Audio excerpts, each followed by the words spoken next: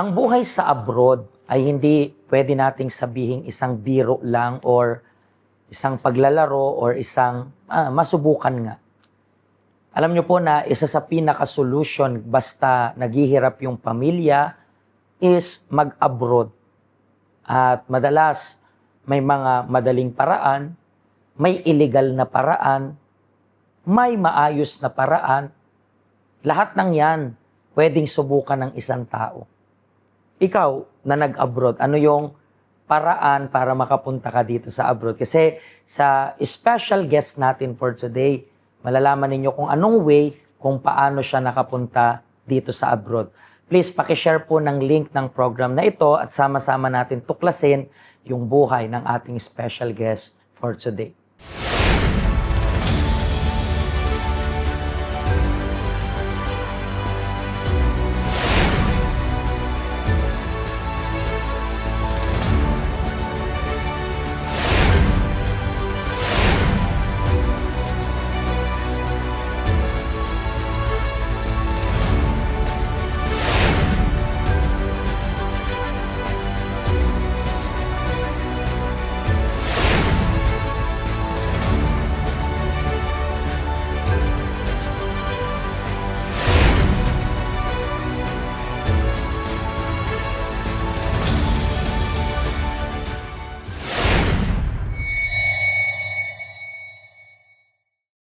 At kasama ko po ngayon ang ating special guest. Ano pong pangalan ninyo? Ako po si Melissa Moneva.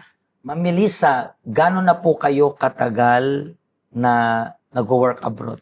Magsasampung taon ngayong September, Pastor. So September, magti-10 years na siya. Yes. Pero taga saan po kayo sa Pilipinas? Sa Iloilo, Pastor. Sa Iloilo. Paano ka mo umabot sa punto na, okay, this time, magde-decide akong mag-work sa abroad? Paano yun nabuo sa isip?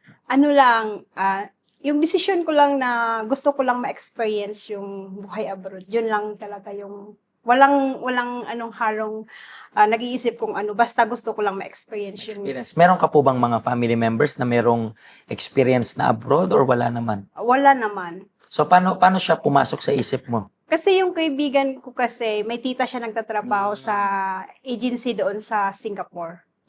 So, doon na sabi niya, baka gusto mong mag-abroad, i-try mo, tapos ako na bahala sa processing, magbigay ka lang ng ganitong amount. Parang So, may nag-alok sa'yo. Oo. Kaya pumasok rin siya sa yes. isip mo. Mga ilang taong ka that time nung una mong labas ng abroad? ng Pinas? 24. 24 pa lang. Oo. So, within 10 years na to, saan yung unang bansa na pumasok ka? Yung pumasok kong nagtrabaho sa Singapore, pero yung una kong pinasukan is yung Malaysia na hindi ko alam kung bakit ako napunta doon. Pero bakit? Para tumating tayo sa ganyang punto, paano ba nangyaring hindi mo alam na napunta ka doon?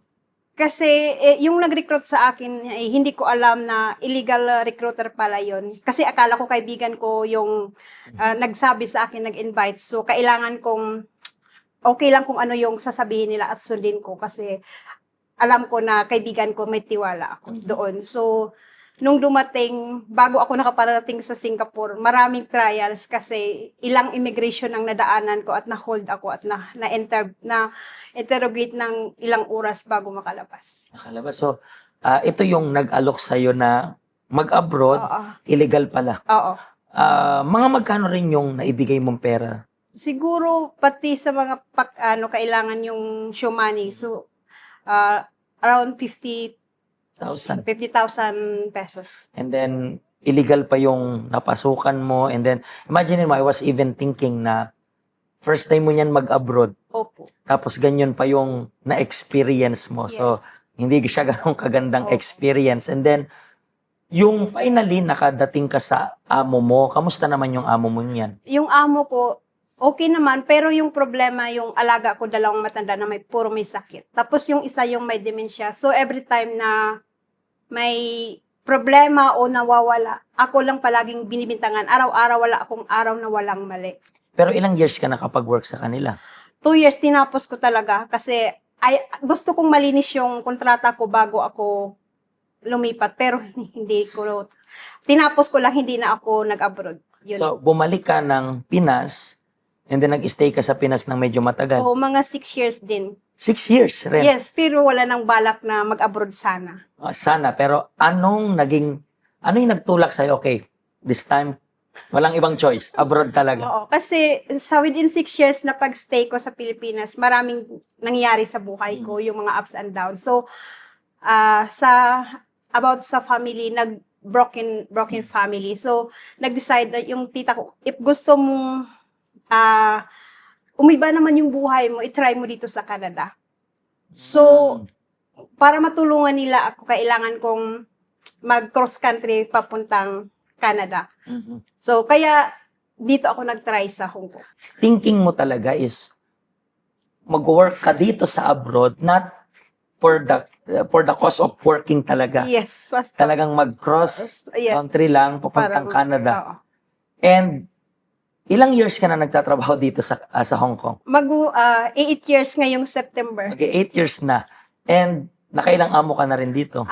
Isa. Pero bago ako makarating sa 8 years na ito, maraming struggles. Kasi sabi ko, ayaw ko parang hindi ko na matapos yung isang kontrata ko dito kasi sobrang hirap kasi dalawa lang kami ng matanda. Yung struggle ko is hindi siya marunong mag-English. Ako naman hindi marunong mag-Cantonese. Tapos dalawa lang kami sa bahay na may mga aparato sa katawan. So, ano kayo nag-usap? Yaya Bonel ka na.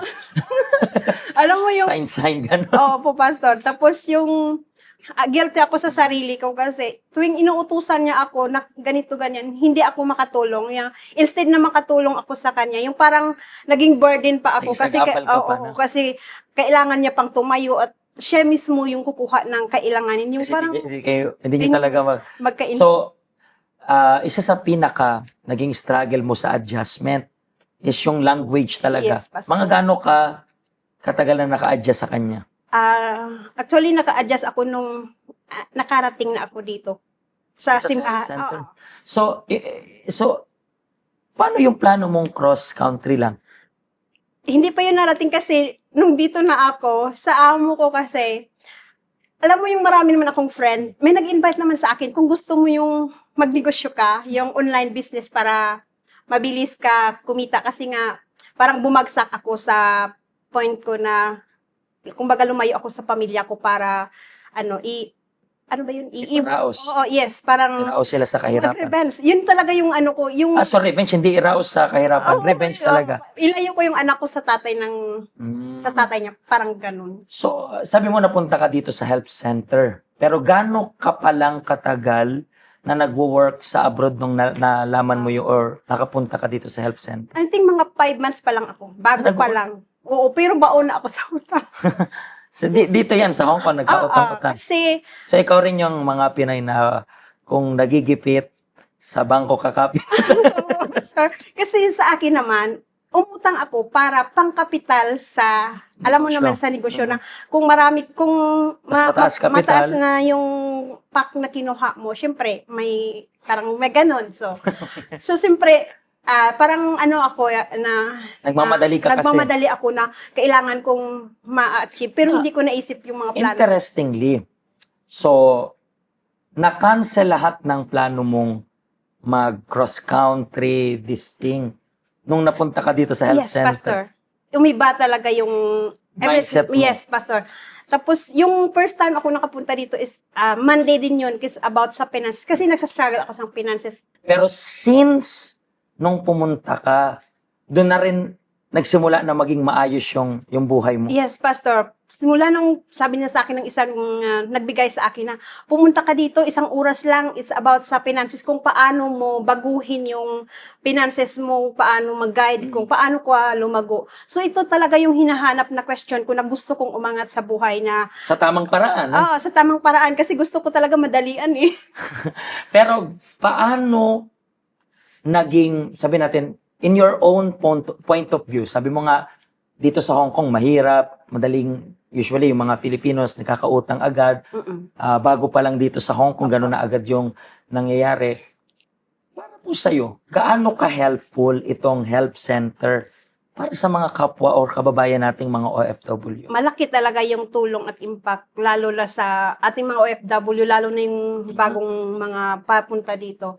Kasi may guidance tayo na kailangan talaga na may isang institusyon tayo na kailangan sundin, hindi lang sa personal natin na minsan akala natin yung mga desisyon natin ay tama, pero hindi pala, lahat minsan akala natin, yung desisyon natin ay tama, yun pala ay hindi pala tama. Kasi minsan, may maganda, pero syempre, hindi lahat ng payo kailangan natin pakinggan. Yan yung danger rin dito sa Hong Kong. Oh, yes, Pastor. Minsan, nakakalungkot isipin na, alam natin ito yung reality.